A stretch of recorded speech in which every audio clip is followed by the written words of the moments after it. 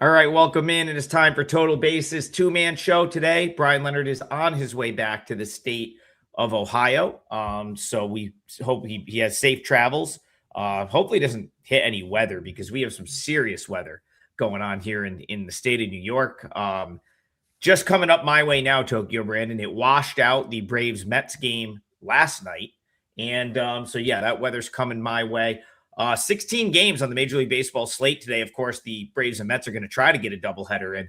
We'll see if they all get in with the weather. But where we're going to start is the Windy City. So, first time we've talked about, well, actually, before we get to this game, how did your night go? Yeah, I swept. I went 2-0 in Major League. I had the Diamondbacks first five and forgot what else, but it came out okay. So 2-0 there, and I went 1-1 in the KBO. So not too bad. I'm not complaining. Our third co-host, like I said, he's going to be traveling east today. Had a great night as well. Bryan Leonard went 4-1 overall yesterday, and I had a really good night. I went 3-1, a 3-0 sweep in Major League Baseball. And so again, I have 5 MLB winners in a row. I believe, yeah, about the Oklahoma City Comets, Tokyo Brandon, snapped my overall win streak last night. Just some of the worst some of the worst baseball you'll see. Multiple just routine plays botched, a double play ball thrown into right field. But it is what it is. We had a good day, and we'll be looking to do it again today. Now let's get to the games. We've got people filing in here. We're going to start things off in the Windy City. Very interesting game here because, of course, this is two first place teams. Now, the Yankees, best team in the American League. I don't think anyone's disputing that at this point. I don't even think there's another team. I understand that the Rays have a better record right now, but you'd have a lot of convincing to do to make me think the Tampa Bay Rays are a better team than the Yankees. I just think the Yankees, they're power rated number one for me. What makes this matchup interesting, though, is the Chicago White Sox are also a first place team, 55-51, even with back-to-back losses, even with the two games in this series losing the first two. They still sit at the top of the AL Central by a game and a half over the Guardians. So, big game here. White Sox kind of need one. Getting swept is not going to be the best thing for them when they're trying to hold off the Guardians, the Twins, and even the Tigers, who are all on their tail. The question is, do you think they can salvage one in this series? White Sox, Yankees, how do you see it? That's crazy. I went 2-0 in MLB, and people are still complaining that one of my games got rained out. You guys, come on. I went 2-0. Give me a break. Yeah, get a double play, guys. Adam, Brian, and we're all hot right now, and you can get two of us for 3 days, and it's a huge discount. That includes all 5% plays included. So, great deal. So, this is probably the most interesting game on the board. I'll definitely be interested in watching this because two pitchers that I like. But Schlittler came out of nowhere. I didn't expect him to be this good this season, but he is one of the top five pitchers perhaps in MLB, definitely top 10. Um, so Davis Martin started off really well this season, but he's tailed off a bit. Not quite as good as he was before, and actually the Yankees have really good stats against him. They have absolutely crushed him, and the sample size is pretty good. Now, this is before he started this year's stellar campaign. So, which Davis Martin are we going to see today is kind of the big question. The Yankees do have a better bullpen. I got them ranked about 3 notches ahead of the White Sox. And I have Schlittler ranked way higher than Davis Martin, despite me liking Davis Martin to start the season. On his expected numbers not quite as good as his straight up ERA. So I would have to take the Yankees in this one, although their hitting is lacking quite a bit right now. I got their hitting ranked 26 out of 30 right now, but that can come around against a pitcher that they have been able to get to. I think Schlittler will shut the White Sox down pretty well. I would either look at an under, or if you want to take a side, I would go with the Yankees here. Tokyo Brandon, I am in full agreement there. I pulled up the odds on this game, and I was like, man, the Yankees really only minus 140 here with Cam Schlittler on the mound. Listen, I hyped the White Sox up as much as anyone coming into the season. They have far exceeded expectations, being 4 games over 500 right now and in first place in the AL Central. It's a tricky thing for me here because I still think, if I look at these teams in the AL Central, I still think the White Sox might be the best team in that division. I think, the Guardians obviously have an argument, but that team doesn't hit. The Twins are hot, but I don't know if they're a better team than the White Sox. And the Tigers, I guess, have the most upside, but they're still 5 games back. But I think the White Sox have gotten a little overvalued at this point by how good their season has gone to this point. I think if you've watched them play this past month, they haven't looked quite as good as they did the first couple months of the season. So, this is a team, I believe they've now lost 5 of their last 7 games. I think there was clear regression for this team coming, and they're experiencing it right now. And, to get the White Sox kind of on the decline, which is really sort of how it's been going since the All-Star break, and be able to play against Davis Martin, who, had a really good start to the season, but I always I got to be honest, and this might be a little harsh, but I always thought he was kind of a 4A type pitcher. I always thought he'd be like, kind of one of those guys that's really good in AAA and then struggles in the big leagues, goes back to AAA, is good, struggles in the big leagues. He's far exceeded my expectations to this point, but the hard hit rate, top 10% in the league, expected batting average is nearing 270. It's 266 coming into this game. You mean to tell me we can get Schlittler and the Yankees at minus 140, even with a tired bullpen? Kind of one of the better spots to bet the Yankees, in my opinion. Tough to find value on the Yankees. I actually think you might have some value on the Yankees here. Kind of agree. Either that or an under. Yeah, and I mean, just if you want to, I'm sure that the first 5, I don't have it in front of me, is priced up further. But even if you isolate that into Schlittler against Davis Martin, I mean, that's a huge mismatch. And then you've got the better team with Schlittler. So I don't know. I don't have that first 5 money line in front of me, but that seems like another way you could go as well. Yeah. The Yankees hitting doesn't concern you at all, though? They're not really hitting real well right now. I guess it doesn't in this instance, because if you're going to break out, it's probably against a guy like Davis Martin, bottom 10% in the league in hard hit. Feels like a game where they square a couple up. And listen, you got Cam Schlittler on the mound. How much offense do you need here, TB? True. Very true. So, I agree with you. I was just being devil's advocate because their hitting ranking kind of bothers me. That's all. Yeah, it's definitely worth noting.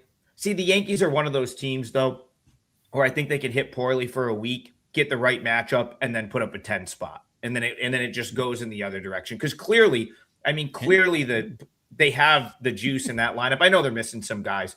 It's still a pretty good lineup for, going against a guy like Davis Martin. If they were against a legitimate arm here, different conversation, in my opinion. You don't think Davis Martin's a legitimate arm? Wow. 10 spot. That's pretty optimistic, my friend. I don't think Davis Martin is a legitimate MLB guy you're surely going to have in your rotation type guy. Now, he's trending toward that this year. But if I'm looking at his entire career, watching all of his games at Charlotte, do I think he's just a, last, 2 years ago, 1.46 whip. Last year was pretty good. This year's been pretty good. But again, I don't know. The hard hit concerns me, TB. I'm not ready to put him in there just yet.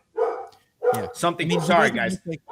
Something concerning my dogs out front, so you'll have to bear with me there. Go ahead, TB. He's definitely not pitching as well as he was in the first half of the season. That's for sure. And even then, he was giving some hard hit, but he was kind of getting a little lucky there. So, yeah, I think reality is hit. He's still a good pitcher, I think. I'm a little higher on him than you are, but he's no comparison to Cam Schlittler right now. Yeah, and the thing is, for me, the only real the concern I have with Martin is the same concern I have with the White Sox, where it's this general regression from playing 3 months of baseball where the White Sox really played what I thought was hey, they're playing over their heads. Now, I think it's safe. I think it's fair to say that this is a 500 ball club. Maybe, they're 55 and 51. I think they hang out. maybe they win 82 games at the ceiling, but Martin's regressed and the White Sox have regressed a little bit. And that's just not the profile you want up against the Yankees with one of the best pitchers in the game. Cam Schlittler right now, Tokyo Brandon, is neck and neck with Dylan Cease to win the Cy Young in the American League. So that's just not the guy I want to play against right now with this White Sox team. Agreed. Yep. All right, let's get back into the chat. Alex Rand, welcome in. He says, morning, gents. One more time with the Cubs today. I'm glad you brought this game up. Tokyo Brandon, shout out to you.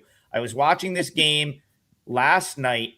I said on the show yesterday, you use Cubs for your parlay leg. Of course, a 2 out of 3 in the parlay. You and I both hit our leg of the parlay, but we seem to, the three of us can't hit one. We keep going 2-1, 2-1, 2-1, which is not the worst thing in the world for you guys if you're betting them straight. But shout out to you because you gave out the Cubs. I played devil's advocate. I pushed back and said, hey, like these are the reasons I like the Cardinals. You were 100% right about that game. And as I'm watching, someone jumped into the YouTube comments and was like, why are you overthinking this one? The Cubs, their lineup is so much better. They're just clearly the better team. It's clear it's the Cubs. And 2 innings into that game, I was like, I felt so stupid because I come on the show a month ago and said, sell this Cardinals team. The Cardinals are only going to get worse. They're going to trend toward being a 500 team or worse.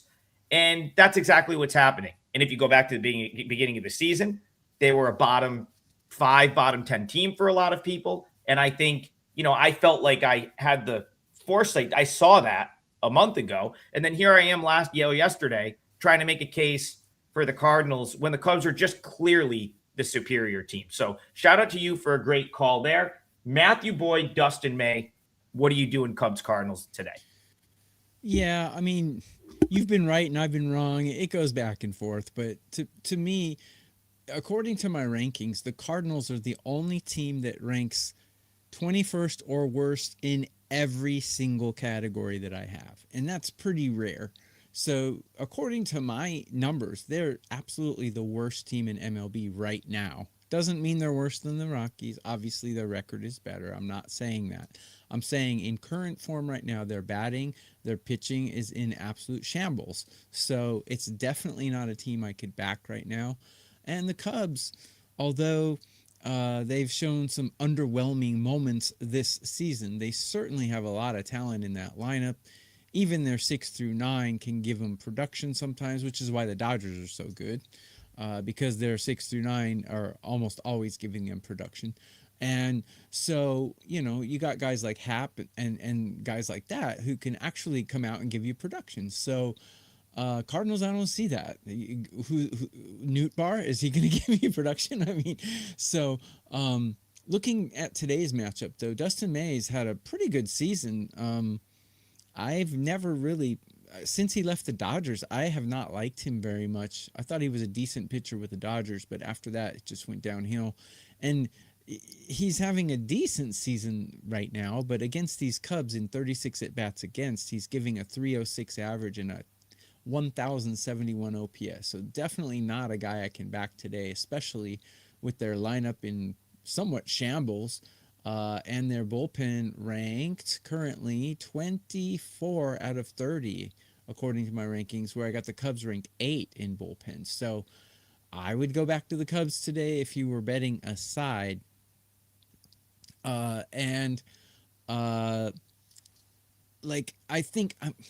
actually think an over might be better because I don't really like Boyd's numbers against these Cardinals either. So I think an over might be a better play than the side, but if you want to bet a side, bet a side. I would take the Cubs, but I kind of like the over here. Am I hard to hear again, you guys? Oh, okay. One guy says I'm hard to hear. Everyone else says I'm fine. So Adam can do the show by himself if you guys are going to complain that I'm too quiet. Or I'll get a new microphone. Adam, you're muted now. Muted.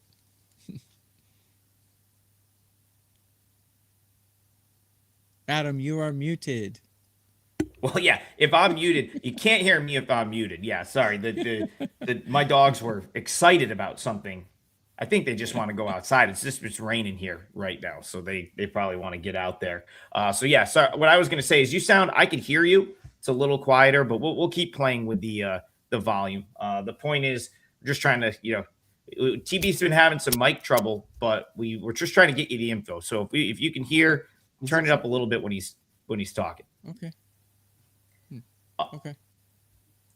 Yeah. As far as this game is concerned for me though, TB, I think it's Cubs or pass for me here as well. Cubs this season, 111 WRC plus. It's third in Major League Baseball behind the Dodgers and the Nationals. You're absolutely right. This offense, 1 through 9. I think that's something that we talked about even from like back earlier this year when Pete Crow Armstrong was struggling and the Cubs had dropped him in the order. And suddenly, like you were looking at a lineup that had PCA hitting 7th, 8th, or 9th. And now, yeah, he's moved back up, but it just means that another guy has been moved down in the order that is still a contributor. They really do have no weak spot in the lineup. And you can't say that about many big league teams. Now you come up against a guy in Dustin May. Yes, he's been better than I think people expected him to be after the horror show that was his time in Boston, right? So he's been a little bit better for the Cardinals. He too, though, bottom 5% in the league in hard hit rate.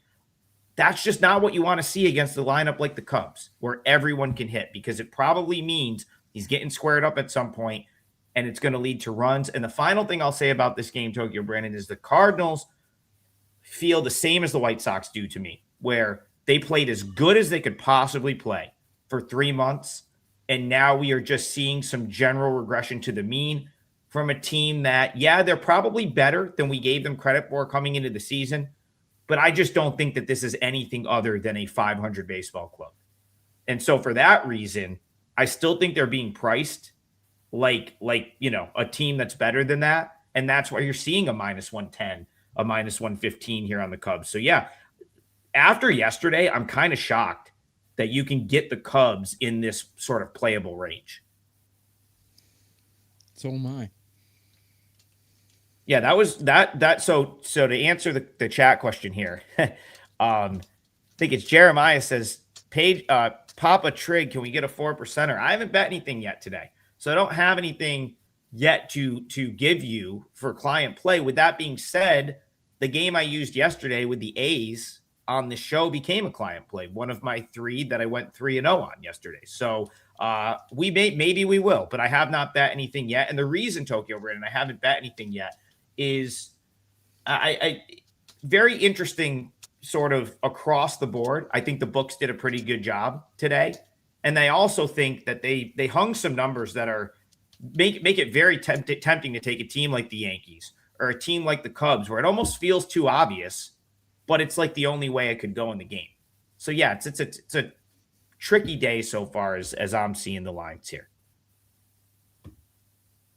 But we're here to find winners. We're also, again, if you want to know when we bet, the best way to just get all of our plays, get them right when we release them, not have to worry about it. Tokyo Brandon, tell them the double play package. Yeah, the double play. You can get 2 of us 3 for 3 days at a huge discount. I think it's like $50-something or something. It's really cheap. And that includes 5% plays that we put out in those 3 days. 5% plays are normally $35, so it's a huge value. You get everything, all access, 2 of us for 3 days. Adam and I are vying for number 2 right now. Hakeem's number 1. I think we're about 8 units below him, but Adam and I keep going back and forth, second and third, among 33 cappers at WagerTalk. That's nothing to sneeze at. These are 33 of the best cappers in the world, and Adam and I are vying for a silver medal right now, so pretty good stuff. Yeah, and play.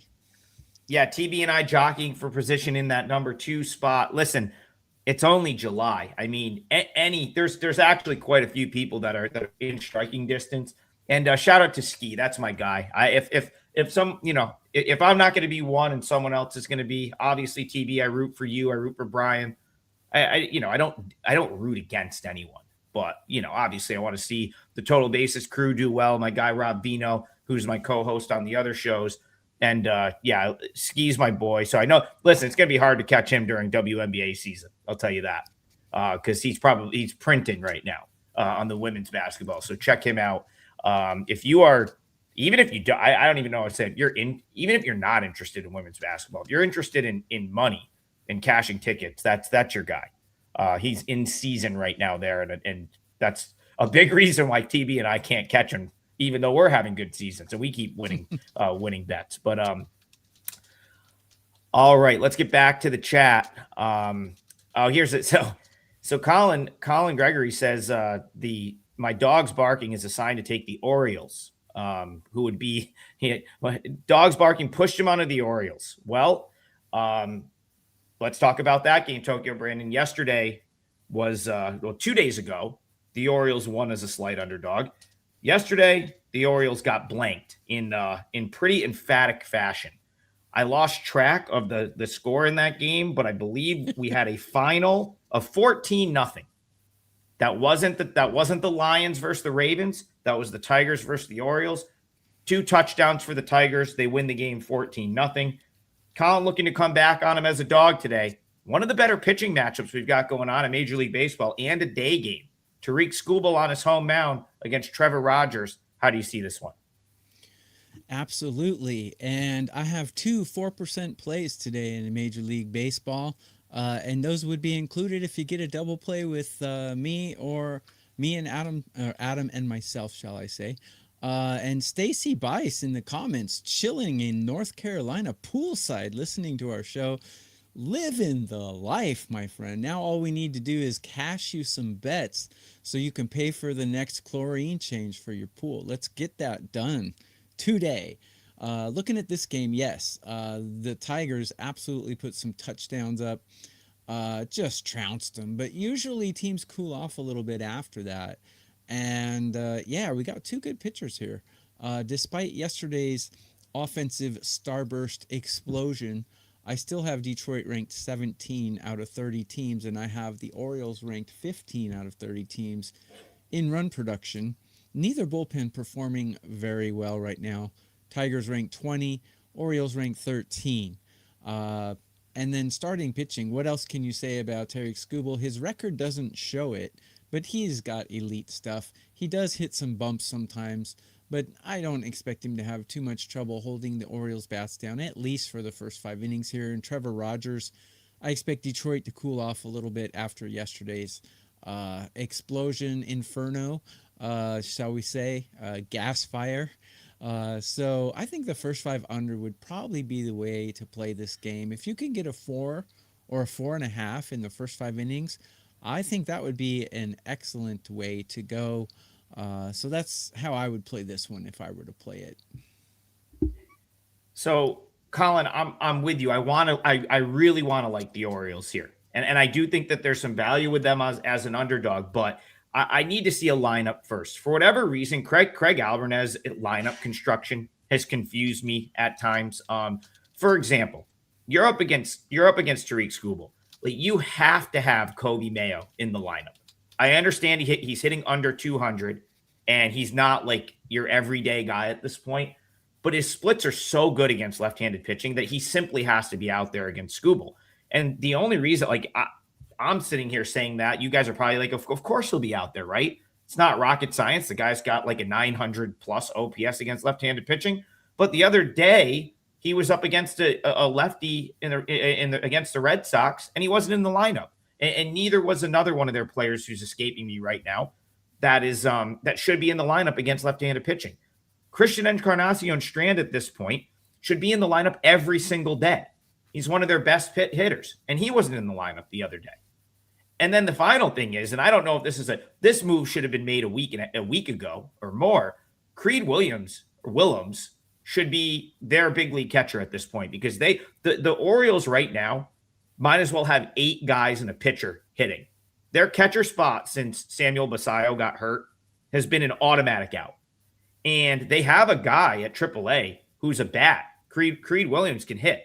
Probably the best hitter on that AAA roster, but he was a little bit banged up, and they haven't wanted to call him up. Now, he caught last night in Norfolk, caught Chris Bassett.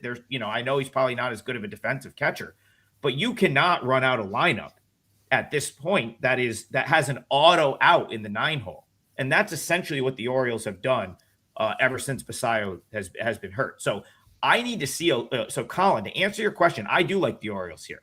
I'd love to find a way to play the Orioles here, but I need to see a lineup with the right look, with all the bats in it that hit left-handed pitching. Don't understand why he's so stubborn in that regard sometimes. And then personally, I would have loved a little bit better price to get that run and a half. I kind of felt like that's something that I would get. But then again, Trevor Rogers has been really good. Something we've talked about him on the show quite a bit, Tokyo Brandon. He's starting to look like the Trevor Rogers of last year a little bit. Where is he coming out in your current rankings? I got to imagine he's pretty close to the top. He's been awesome. Yes. And we would be remiss if we did not mention that our colleague who is not with us has a 5% play out today. So didn't even see that. Bryan on the road, his 5% plays cash at a pretty high clip. So let's mention that for our guy, Bryan, who is back in Ohio with poor internet, apparently. So he can't join us, unfortunately. But a double play would include his 5% if you get him plus Adam or myself. So, it's a great deal. Great special. And actually, all three of us are really good. So you can't really go wrong. Can't go wrong, for sure. Yeah. For sure. And the final thing I'll say about Trevor Rogers, because we've talked about him, of course, last year he was incredible. The year before he struggled. This year he started off slow, but he's really starting to look like the guy that turned in a sub-1 whip last year. Last time out, 7 innings, 2 runs, 6 strikeouts, no walks against the Braves. The time before that, 6 1/3, 1 run, 8 strikeouts against the Astros. Tokyo Brandon, you made a comment when he came up on the show last time.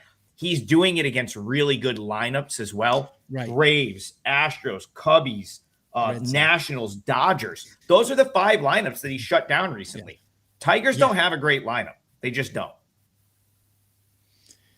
Yeah. Like I said, I have him ranked 20 out of 30 currently, despite yesterday's explosion. So, yeah.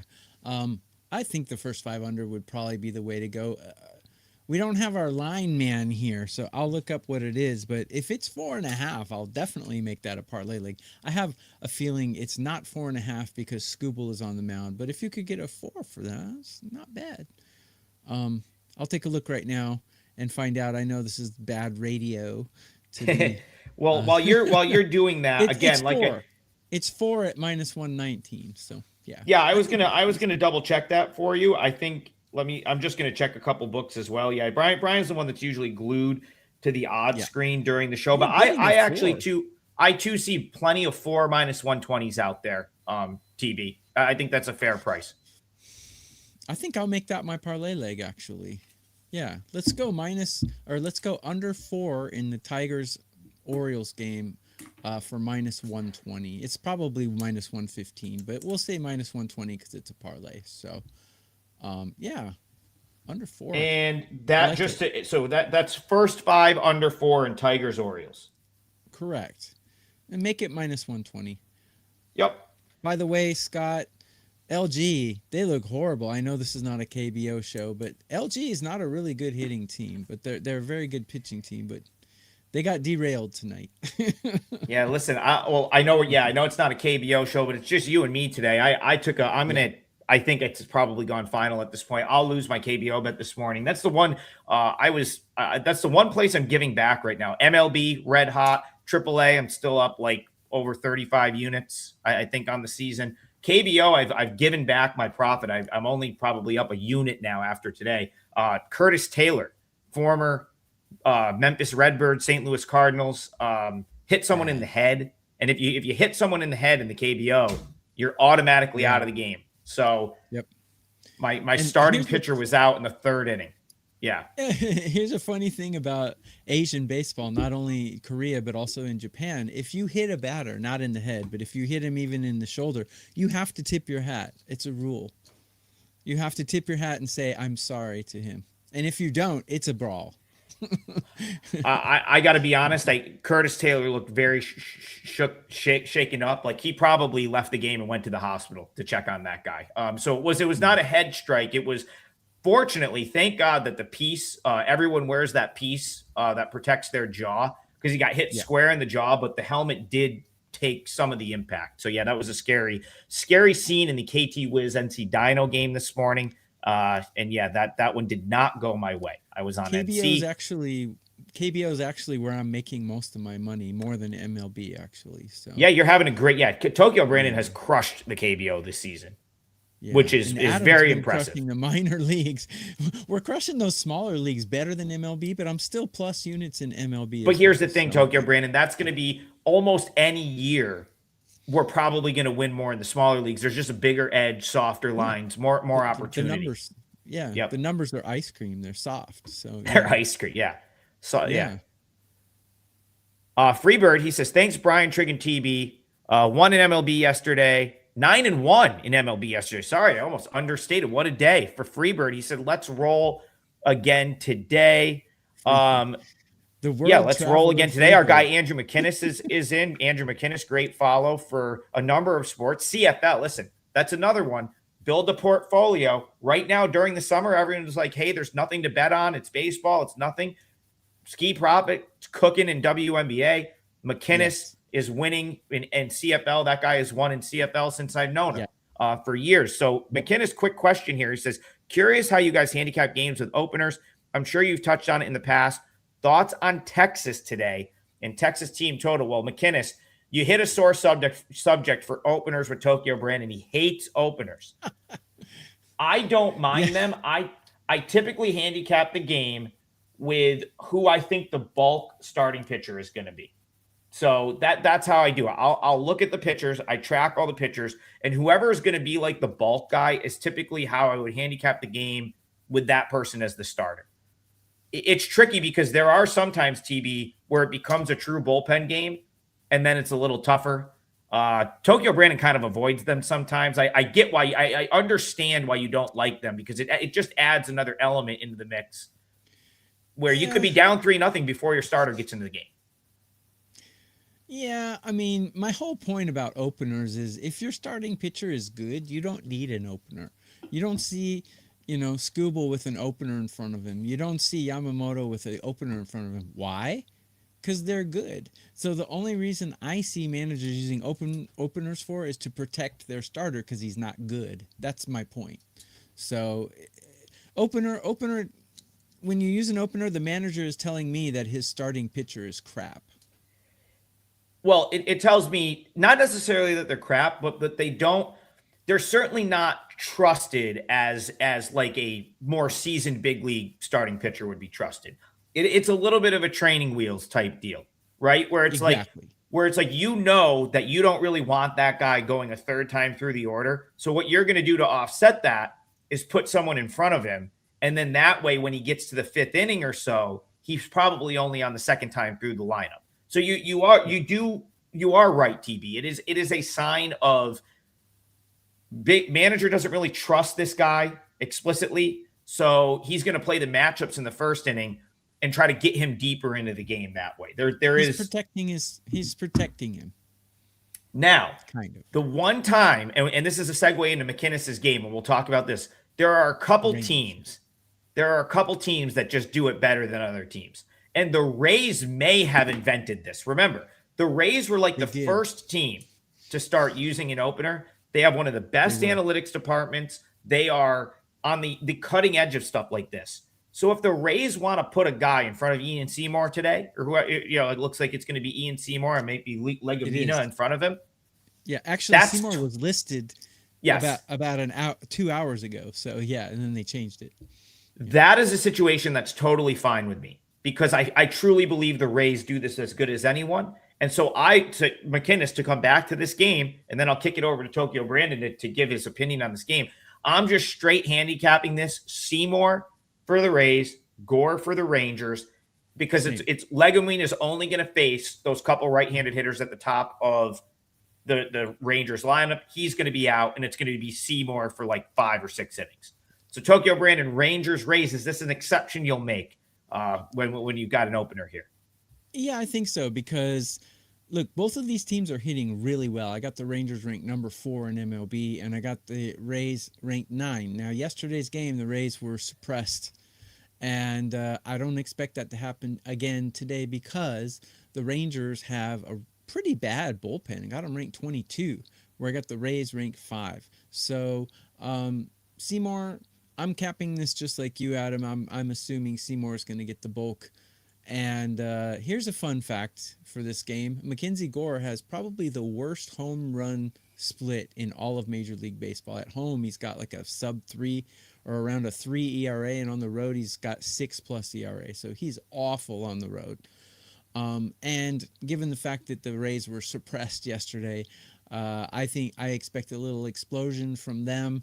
Kind of risky to bet them on the side because the Rangers hit so well, and the opener, obviously the manager does not have faith in Seymour, so why should I have faith in Seymour? So probably a lot of runs in this game. So if you think Andrew was asking about team totals, I think the Rays team total would be a good bet, but I think the game over also would be a pretty decent bet. This is one scenario where I don't think it's like Ian Seymour's. He's really good. Like he's kind of like, so this was a guy that when he came up through AAA and he was at Durham, for a while. He was one of those guys that had a good sample at AAA. He was always at the top of my rankings when he was at AAA.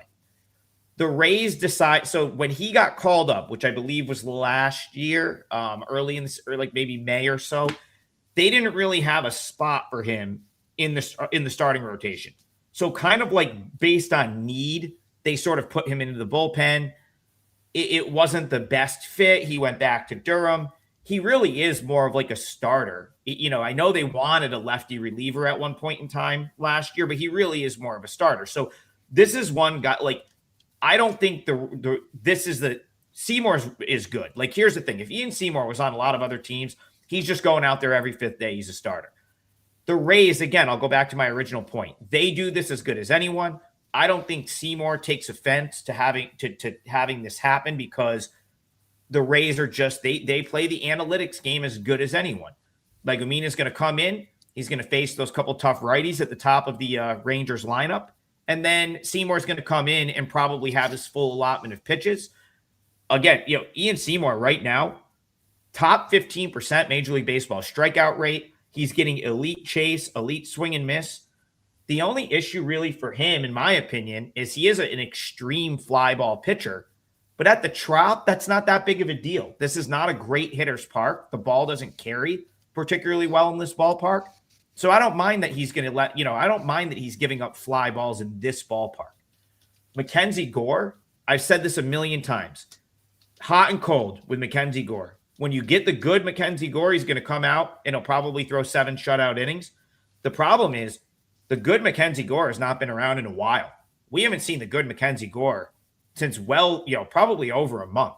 Even last time out, he was okay against the Mariners, but he still only lasted 5 innings and gave up 3 runs and gave up 7 hits. So, this is a Rangers bullpen that's a little tired. They've had some usage of late. I kind of really like the Rays here. I think the Rays bounce back, and they're like 20 cents cheaper than they would have been yesterday. Still having to pay a premium, but this team is like 36-16 at home this year. Kind of like the Rays to bounce back here. You know what? I'm making that my parlay late. I think the Rays, I know it's a little bit, what am I looking at? Like minus 145?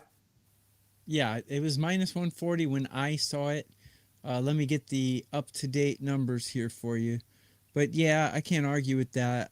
Oh, no, it's minus 136 on Pinnacle, if you trust Pinnacle.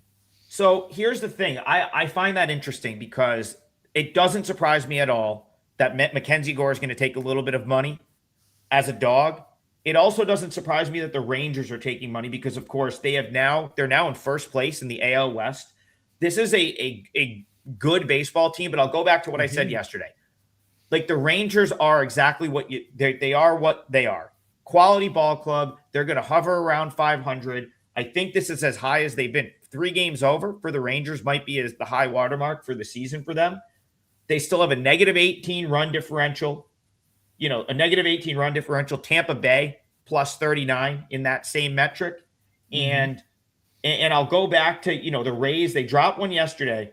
This team is 38-16 on the road or at home at Tropicana Field, 38-16 at home. And, the Rangers are still sub 500 against 500 or better teams, which of course the Rays are 62-44. And that's kind of like, I feel like the Rangers are the type of team, they kind of take care of business against the lesser teams, and they're probably going to lose more than they win against the top teams in the league. The Rays are one of those top teams. And if someone out there is going to bet the Rangers and give us a playable number on the Rays, I got to take that. So TB, I'm going to go. I'm going to do that for the parlay. We're going to go Rays on the money line, and I just want to see what a fair price on that is. I'm willing to call it minus 140 unless it's moved more. Yeah, we'll call it minus 140. I'll call it minus 140 because I do see minus 142, 141 out there. So we'll call Rays minus 140 as the price for the parlay. Indy Mofro with the comment of the night. Bad beat if you had the under 28 in Kiwoom LG today. Absolutely.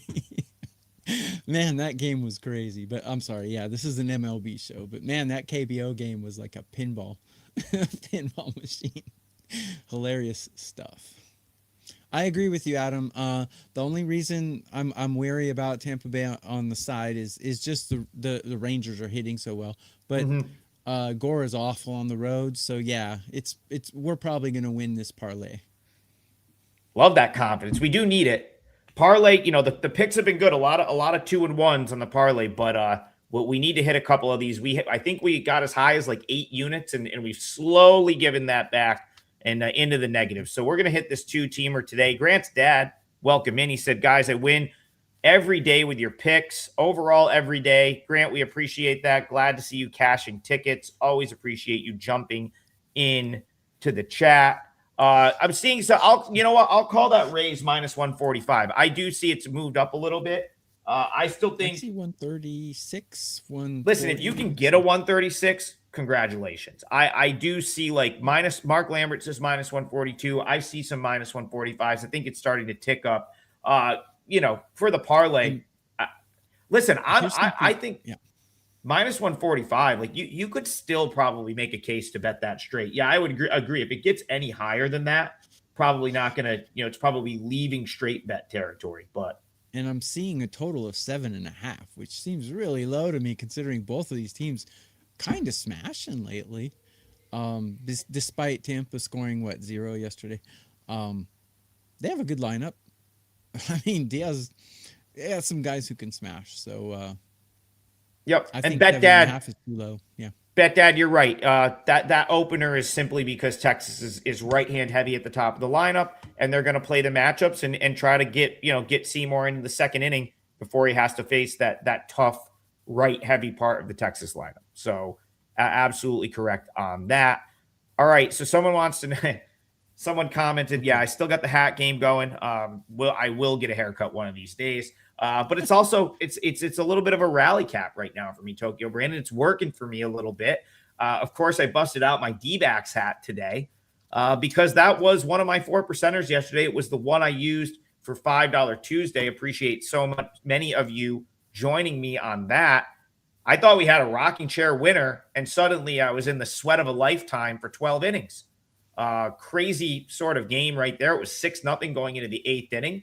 The Pirates come all the way back to tie the game at 6.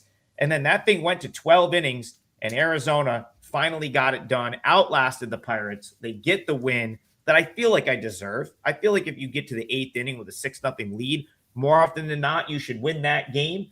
Some people in the chat asking what to do today. A lot of bullpen usage, and honestly, more of it probably for the Diamondbacks. So Pirates, D-backs, do you have an opinion here, Tokyo Brandon?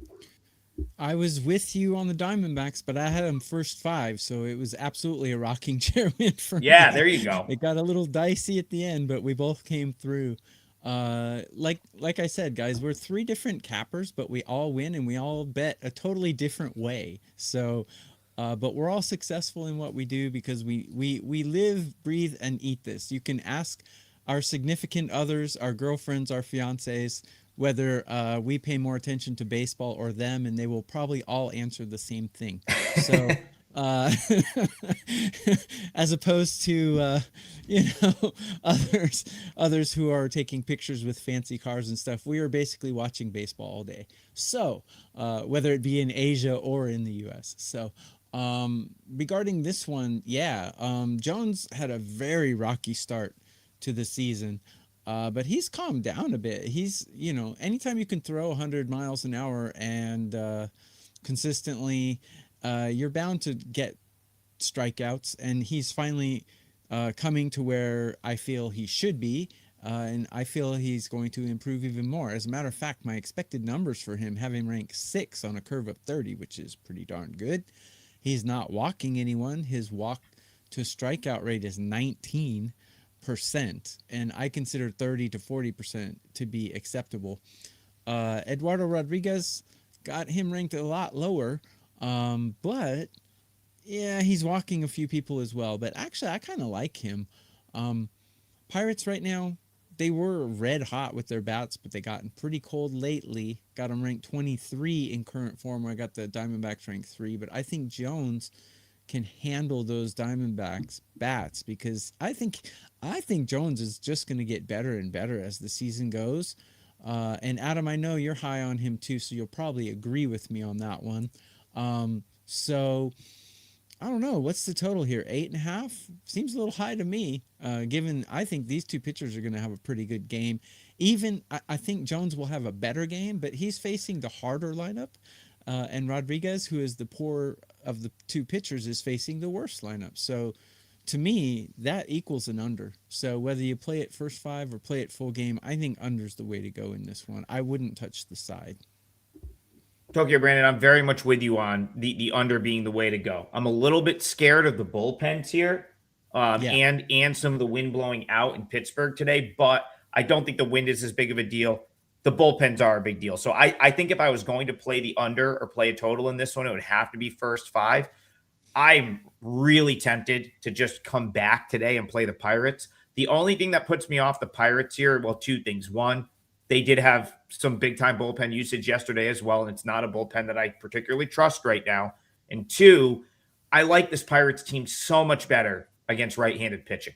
And they're up against a lefty in Eduardo Rodriguez today, and they're up against a lefty that's thrown the ball pretty well this year. So those are the 2 things, sort of like, those are really the 2 reasons that I haven't bet the Pirates already, because I think you're getting Jones at this price, like minus 125 to minus 130 range. Like, at home, coming off of a loss where the other team doesn't have much bullpen, like that's a pretty favorable sort of set of circumstances to take the Pirates, who I do think are the better of these 2 teams. You know I was on the D-backs yesterday, but part of the reason I was on Arizona was because I felt like the Pirates bullpen set up horribly yesterday. And also I got something wrong. I did not think Esmeralda Valdez was going to play. So that's probably the most important takeaway. He got drilled on the hand. Of course, we saw Curtis Mead get drilled on the hand. He's out for probably the rest of the year. I didn't know what the status was of Valdez other than they said, oh, looks like a bone bruise. He's fine. But typically you get drilled on the hand with a baseball, you're missing a day or 2. And now, in your hand, you have a lot of tiny little bones, and just one of them gets bruised, and that's like 2 weeks out, right? I mean, you got tons of tiny little bones. Have you ever seen a dinosaur skeleton? That's what your hand looks like, right? So. Yeah. Now, I want to point something out here. This is probably the most important point I'll make on this game, and it pertains to the Pittsburgh side and the under. Esmeralda Valdez yesterday went 1 for 6. Now, he had a double. He hit the ball hard a couple times. But this is a guy that's been just pummeling the baseball for the last month and a half. I would be curious how the hand held up after playing with it and having 6 at-bats, because this is a day game, so this is an early start. Listen, if you see a Pirates lineup today and Esmeralda Valdez is not in that lineup, that's a big deal, because this is, again, the Pirates profile better against right-handed pitching than they do left-handed pitching. Now, there's still a really good lineup either way, but one of their lefty mashers is going to be Valdez. And if they decide, hey, like, let's give him a day, he played through it yesterday, let's give him a day off here because there's some soreness there, I would not want the Pirates if that's the case. And actually, it makes the case for your under even stronger, TV. Getting hit on the hand is a catastrophic event for a hitter because he's so distracted, and timing is everything when you're a hitter. So reading and timing is everything.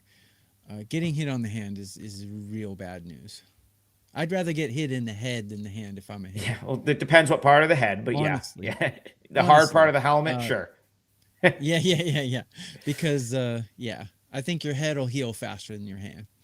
Um, I had two during my baseball career. I had two hand injuries, broke a finger and this bone. And yeah, they were those. Neither were fun.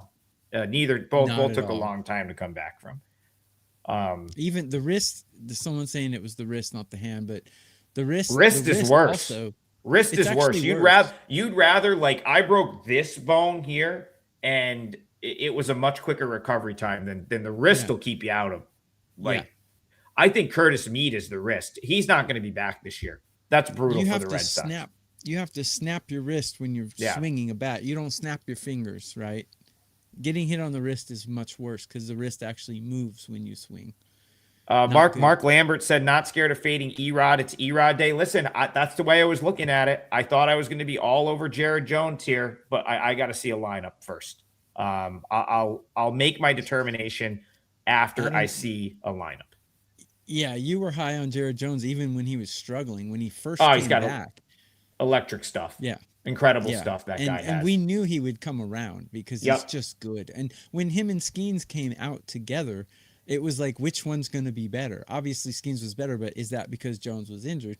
Jones has potential to be just as good as Skeens. So, yeah. All right, let's get He's in one good more pitch. in. Let's get one more in. We already locked the parlay. We got time for one more. That actually this is let's go to this game. Let's go out west. Interesting series here. Mariners Dodgers. We didn't talk about it yesterday, so I feel like we got to get the Dodgers into the mix. Um Crazy, kind of a crazy game yesterday. I got to be honest. I was pretty locked into that A's game last night. So Tokyo Brandon, I did not watch a ton of Mariners Dodgers. I kind of had tabs on it, but I also didn't really expect the Mariners to sort of come from behind and win that game like they did. Big win for the Mariners. That was a win that they desperately needed, and now they're going to have a chance to potentially get another one. It's Eric Lauer, former Kia Tiger, on the mound for the Dodgers, and Emerson Hancock, someone that might not be a Mariner for much longer, as his name comes up in trade talks. So, how do you Yeah. see Mariners Dodgers? Does that matter to you at all? Do the Dodgers bounce back? So every once in a while, you run across pitchers. By the way, guys, get a double play. Brian's got a 5% out today. Adam and I have two 4% out today. Adam, in his MLB, usually makes his plays minimum 4%. So we're all going to have something of a high quality play today. So get a double play. Two of us three, let's face it, we're three of the best handicappers at WagerTalk. So you can't go wrong. Go to wagertalk.com and just find under any of our pages, find the double play package and grab it. So every once in a while, the books will fall in love with a certain pitcher and overrate him, and they'll also hate a certain pitcher and underrate him. It's my opinion that Emerson Hancock is a little bit overrated by the books. He hasn't been performing. Now, I liked him at the beginning of the season, but he's fallen off quite a bit, in my opinion. I got him ranked 13 on a curve of 30, which he's right, slightly above mediocre. I think a lot of that is from the start of the season because I've watched a couple of his more recent starts, and he doesn't look very good, actually. So I think maybe that's possible. We could take advantage of this. I think obviously the Dodgers are the better team, but the problem with betting the Dodgers is they don't care about the regular season, and it's obvious when you watch them play. They're just going through the motions. I mean, they all are. They're basically playing like just don't get hurt and let's get through this because they know they're going to win 90 games whether they try or not. So that's the problem with betting the Dodgers. They're the most talented team in Major League Baseball, hands down. They have the best lineup in Major League Baseball, hands down, in my opinion. Maybe Adam will argue. But 1 through 9, I don't see anyone better than that. The problem is they're going through the motions, and it's obvious. You watch them play, and it's like there's no intensity whatsoever. And intensity means something, you know? When you're up there with bases loaded and 2 outs in the World Series, it's a lot different than when you're playing in July and you know you're going to make the playoffs and you're trying not to get injured. So this is my problem betting the Dodgers. I would like to take them today to bounce back. Lauer is not a very good pitcher, so you always get a decent number when he's on the mound. He's probably their worst rotation starter. Maybe it's Sheehan. I don't know. I think Sheehan's better than Lauer, but uh, Hancock little overrated. I think we're getting a pretty good number to take the Dodgers here, but I am not betting a Seattle Mariners game, just like I'm not betting a San Diego Padres game. But those are my thoughts on the game. Do you disagree? I agree with virtually everything you said, especially as it pertains to the Dodgers. This team is 67-40, and I think it's a reasonable to say they've gone through the motions for a lot of the season. David Edgington in the chat right here. Otani was pissed and shaking his head because Tucker didn't score on his hit. It's little things like that, and it's like they have looked bored at times. I made the comment that coming out of the break, they got up for the series at Yankee Stadium, the series in Philly, like, because those feel like playoff games. If you've ever been, listen, I go to a lot of baseball games. You go to Yankee Stadium on a Friday night, does not matter what time of the year it is. It feels like a playoff game. You go to Citizens Bank Park on a weekend, it feels like a playoff game. Same thing a lot of times with Citi Field as well. Like, when a big team and a big name comes to town. It's not like that everywhere else. And right now, yeah, I do feel like the Dodgers in this series, they're home. The Mariners are not a big name. It felt like they were kind of going through the motions, and I wouldn't be surprised if that carries over to here, because again, they're 67-40. They woke up this morning with an 11.5 game lead in the division. It's like, and you'll see this. Here's what's going to happen. You'll see this for a lot of the next couple months. Listen, I don't even know if the Dodgers are going to make many moves at the deadline. If they do and they bring in a piece, will they be energized a little bit? Maybe. But the thing that's going to energize this Dodgers team is the playoffs. When the playoffs start, like Tokyo Brandon said, they have the best team, they have the best players, and they probably will be the best teams. Will be the best team. Right now, the team that desperately needs these games and that's scratching and clawing is the Mariners. Now, Emerson Hancock is in a weird spot because remember, he's in trade talks. This was a former first round, I think 6th overall pick from the Mariners. He's been with them his entire career. I'd love to know where his head is at right now with some of that. Like Tokyo Brandon said, he's been a little up and down as a starter, but you know what? Last couple times out, really really going back the last month or so, he's looked really good again. Last time out, 2 runs over 6 innings against the Reds. The start before that, well, I guess he had a relief appearance against the Rays. I think in the start before that was against the Blue Jays, 7 scoreless, looked great. I like Hancock, so he's a guy that I'm willing to back. What I don't love here is a little bit of bullpen usage for the Mariners. I think I would take Mariners plus 1.5 here and lay the minus 130 if I had to bet this game, and that is likely the way I will look. We are going over an hour today, so forget it. I don't care if Kelly calls Adam. I'm conscious of that. We will wrap it up here because we want to keep the show does better if it's shorter than an hour for YouTube. But I also don't know who's behind us programming wise, so I don't want to get in trouble with that. Yeah. But I did as soon as we lose TV when it was lose one guy and we go longer. Well, when it was just me and you, out of respect to Brian, listen, he gets up and does the show at 6 a.m. on the West Coast every day. So he's trying to wake up. He's trying to get certain plays in. That's, we try to stay, and we've also have to stay into our programming slot. But I knew you and I together would go a little bit longer. We still hit 6 games thoroughly, and a little handicapping strategy discussion mixed in there as well.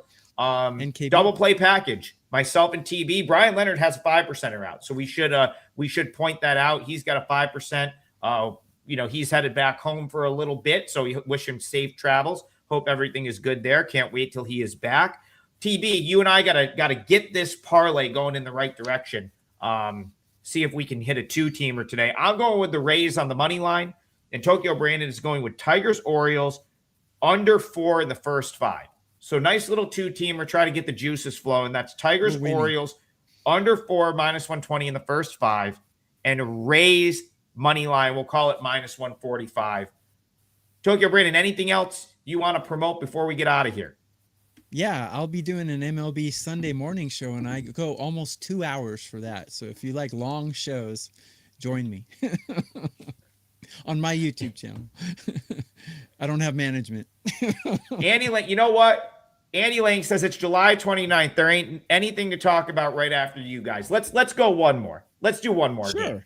We just went over the hour. If if Kelly yells at me, it wouldn't be the first time. Probably wouldn't be the 50th time if we're being honest. And so I'll take that right there. Let's go back to the chat. We got a lot of people in here. Me, so. we got a lot of people in here. Yeah, we'll go long today. We'll go long today. Let's get one more game. Let's see. See. I'm going to the chat. Let's see.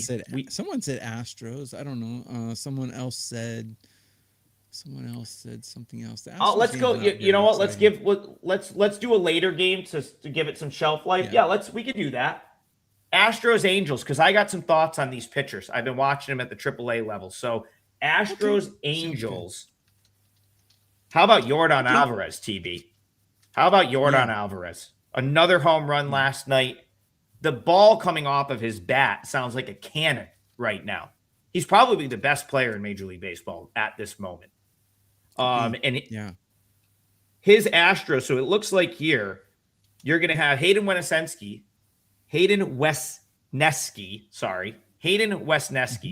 who's been coming back from injury. He's been down at in the minors doing his rehab, and then Grayson Rodriguez, who is probably up here still because the Angels truly just don't have a better option. He's really struggled at the big league level for them this year, and he's going to make another start. So Tokyo Brandon, Astros Angels, how are you seeing it? So it's very interesting at this time of year because you can tell the teams, I don't want to say throwing in the towel, but you can tell the teams that know that the writing is on the wall and they're basically looking to see what they got for next year and just kind of, they don't care. So the players are always playing for a contract. But to get to our Dodgers point before, you think Mookie Betts is worried about getting a contract next year? He's not. So that's why the Dodgers play a little lackadaisical, because they're guaranteed to get a contract next year. But some of these guys are not. So those are the guys who are giving it their all, even if they're down 13-0 in July. So regarding this one, I see the Angels bullpen has been really good this year. And I don't know where this has come from, because up the last 5 years, they've been ranked like bottom 5 in bullpen. So maybe Adam knows a little more about what guys at minor leaguers they added or whatnot. But man, this bullpen is performing really well this year. And Houston's bullpen is not bad either. I don't like Grayson Rodriguez though. And he's a pitcher that I've liked to fade a lot. Not just his 8.54 ERA, but he just looks bad, and he wasn't always this bad, but I was fading him when he was with the Orioles. His whip is 179, and he's got more than 6 starts under his belt. This is ridiculous. He doesn't belong in Major League Baseball right now. So I think what the Angels are doing is they've got nothing else, and they don't need to win. So they're throwing stuff on the wall to see what sticks, basically. And I think the Astros still have a shot at something. I don't know a lot about Wesneski, but I do know that the Angels have the better bullpen, but the Astros have the better hitting. Got the Astros ranked 13, got the Angels ranked 21. But this looks like I don't know if I can say the S word, but this looks like an S show to me.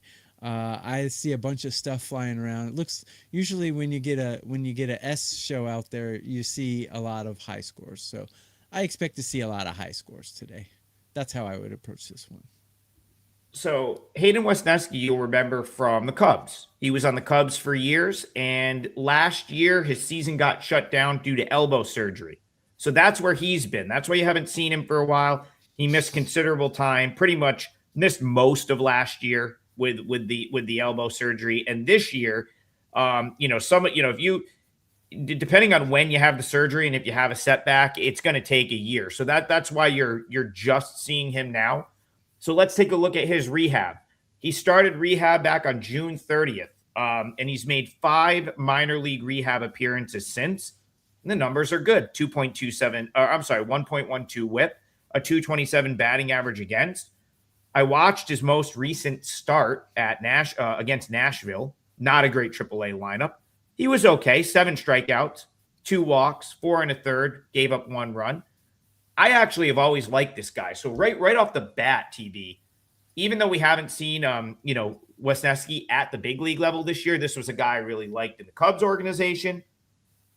He was actually the Yankees actually drafted him back in 2019, but I always liked him in the big leagues with the Cubs, and I think he's going to be fine for the Astros. I think he's a serviceable option at starting pitcher. Now, you've said it with Grayson Rodriguez. Listen, Grayson Rodriguez, everyone will remember him as a top prospect for the Orioles, but this is a guy that's also come off of a big arm injury, missed an entire season. He does not look like the same guy that was a former first rounder. And to your point, the Angels, listen, they've hit on some of these bullpen guys. I talked about this earlier this year where they went out and sort of got this collection of arms that were like guys that maybe could start a game, probably better in the bullpen, and they hit on some of them. And that's why their bullpen has been pretty good. But you know why another reason their bullpen has good numbers? Because they're always behind. They trail a lot. A lot of their innings come when they're, down 3 runs. It's a little bit easier to pitch. It's not a ton of leverage innings for the Angels bullpen. And then the other thing the Angels are terrible at doing is developing pitching. We talk about the Rays and the Brewers, these teams that are like really, really good at identifying and developing pitchers. The Angels might be the worst. They're at the other end of that spectrum. So Grayson Rodriguez comes here. He's been terrible. Last time out, pummeled by the Giants. Time before, crushed by the Tigers. The Astros are playing great ball. I'd be really surprised if the Astros don't smoke him today. And so I do like the Astros in this game. Mm-hmm. You make a really good point about pitching because for pitchers, leverage or like stress moments are very important. When you have a base open and it's the second inning and you're losing by 3 runs, you're not really like laser focused on drilling a pitch into the strike zone. Whereas in the 9th inning, if the bases are loaded and you're protecting a 1-run lead, you are laser focused on hitting that strike zone. So you make a good point there. When you're always behind, you pitch a lot looser. And when you're looser, you actually pitch better because you can just grip it and rip it, so to speak. So that's a good point. TB, it's why there aren't many good closers in Major League Baseball. It is a tough job. Very stressful. It's those last 3 outs. You know what? Closers are king of the den, though. In the bullpens, the closers the closers pick the music. The closers choose who sits where. The closers are the boss of the bullpen, though. It's kind of funny how that works. But yeah, it's because they're brought in at the most difficult time. It's so hard to throw a strike on a full count when the bases are loaded. It's really hard to throw a strike. Trust me. Or the game on the line. No room for error. You know, like when there's no room for error. Absolutely. R. Reynolds, this is a good bet. He said, I sprinkled Astros 5-1 to win the AL West the other day. Felt like it was good value. There's no great team in that division. The Mariners are average. The Rangers are average. Of course, we know the Angels and the A's are out of it. Yeah, why not? That's a good bet right there. So props to you. Regardless of what happens, getting the Astros at 5-1 to win that division is a great bet. I'm going to upgrade that. Great bet that you made right there. Freebird says, great show. Thanks, gentlemen. And Andy, we love the longer show. Yeah. Shout out to Andy Lang for permission to go longer right there. We could probably go for like 2.5 hours if there were no limits. It's so funny. Yeah, I'm not trying to push my luck like that. We'll wrap it up here, but if you are looking for more betting content today, Andy and his crew will be on at noon right here on the WagerTalk YouTube channel. WagerTalk today with football around the corner. That's a show that you're going to want to start adding if you haven't already into your everyday sort of prep. A bunch of great guests lined up with football season around the corner. We're going to be watching preseason football within a week or two. So that's crazy that it's that close. Until then, we'll be here to give you all the baseball info that you need. And once again, our 2-teamer today, Rays on the money line, Tigers, Orioles, first 5 under 4. We'll see you guys tomorrow right here, 9 a.m. Eastern for another episode of Total Basis. Go grab a double play, me and TV, or Bryan Leonard, 5%er out. You can use him as well on that special. And we'll see you guys tomorrow, 9 a.m.